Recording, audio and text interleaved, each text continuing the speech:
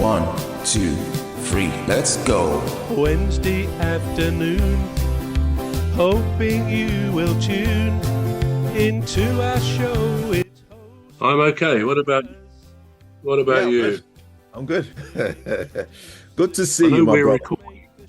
Just to say, I know we're recording, but can we do next week on Tuesday? Okay, yeah, that's fine. I can't do Wednesday next week, so Tuesday 2 o'clock is good with me. And you've completely blurred out. I know. What you done? Let me just fix that. I don't know what's going on there.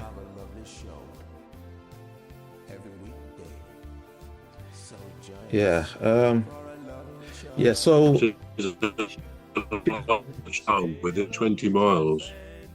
Tuesday next week should be fine. Tuesday next week. Is that all right? Okay. Yeah. Tuesday next week's fine. Yeah. Right. So. Sorry to change that.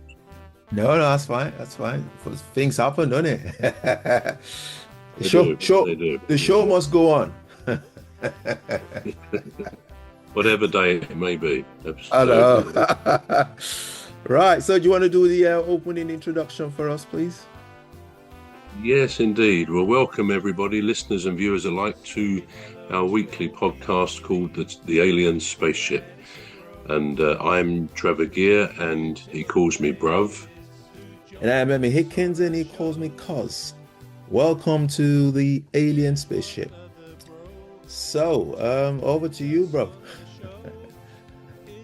Yeah, well, you may remember last week we were talking about coincidences, weren't we? And I think your initial view was that coincidence is sort of everything that happens. If it's strange, it must be just a coincidence.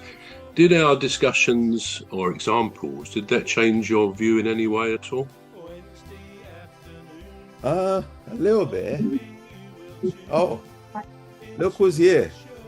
GLADYS here. Hello. Trust me. Good to see you. Hello, Dr. GLADYS. Hello, family. Look at that. Sometimes I think you guys have rigged this system so I don't get to join the Zoom. I swear. I'm suspecting both of you right now. Because every time I'm trying, mentally prepared, all the plans made, and then 2 p.m., 2:30, 3. I'm just leaving the GP, sorry. That's all right. Yeah.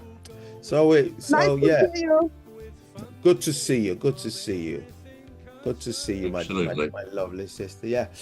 So coincidences, has it changed my opinion? It's funny enough. I can't remember what I was reading last night. And it came across. Okay, there was something somebody was saying about Kennedy. I can't remember whether I was reading it or watching it. It'll come to me in a minute. And they were saying something about the president Kennedy. And they were saying that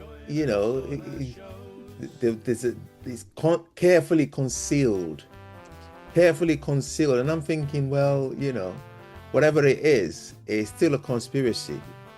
Oh, I remember now. I was talking to one of my friends called Steve, and he's not. I don't understand, because he's not into conspiracy and all that. He's not into conspiracy or coincidences. But he said, "Oh, I was watching this thing last night, and Michael Jackson came up. He's living somewhere in India." Michael Jackson. Oh wow. Yeah, and he said Elvis is not dead. Apparently, he's a pastor now. It's 1, 2, 3, let's go. Wednesday afternoon, hoping you will tune into our show. It's hosted by Cuz. He'll introduce the gang who'll make the show go with a bang. With fun. Elvis is not dead. Apparently, he's a pastor now. He's preaching the gospel. Yeah, absolutely. Mind you, he was quite religious, Elvis, wasn't he? He was kind of very much an evangelical Christian, as far as I know. That's what he was backing it up with. He said he was quite religious, so he's now a pastor. I said, all right, well, I hope he has a large congregation. There's a very good song you might remember from a few years ago by Kirsty MacColl called "There's a Guy Works Down the Chip Shop, Swears He's Elvis." Do you know that song? Oh, you've said you know, It's a I great don't song. know that song, but you've mentioned it before. You should have a listen to it. It's very good. Very good song. I will go and have a listen to it. Yeah, mate, you never know. Right. Soon I'll be wearing my tinfoil hat. Okay, so you sort of marginally may have changed your view on some of the things, but I think we probably both accepted, and it'd be interesting to hear Dr. Gladys's view of coincidences, but we both accepted there must be some things we cannot explain. Let's just, for Gladys's purpose, let's just remind ourselves of one of the ones we talked about last week, just to recap, and it was called the two Jims in Ohio in America. And they were born in 1940. They were twins, identical twins, but they were separated at birth and were adopted by different families in Ohio still. And they had reasonable childhoods. They were quite intelligent. They liked woodwork and mechanical things. So that was perhaps all explainable by their DNA and the fact they were clones. But the families didn't know of the existence of the other family, or that even that their child was a twin. They didn't know that at all. Strangely enough, and here are some of the coincidences, strangely enough, their families, who didn't know each other, both called their brand new little boy, Jim or James. So they became known as Jim. So that's a bit of a strange one. During their growing up years, they both had a pet dog called Toy, which is a bit weird. And these things went on, and as they grew into sort of adulthood, they both became like mechanics. They both drove blue Chevrolet cars and certain things like that. But more importantly, they both got married, again, all independent of each other. And incredibly, they both married a lady called Linda. So these two Jims who didn't know the other twin existed, they married somebody. This is a true story. Oh. This is absolute. Right, so just let me carry on. They both married somebody called Linda.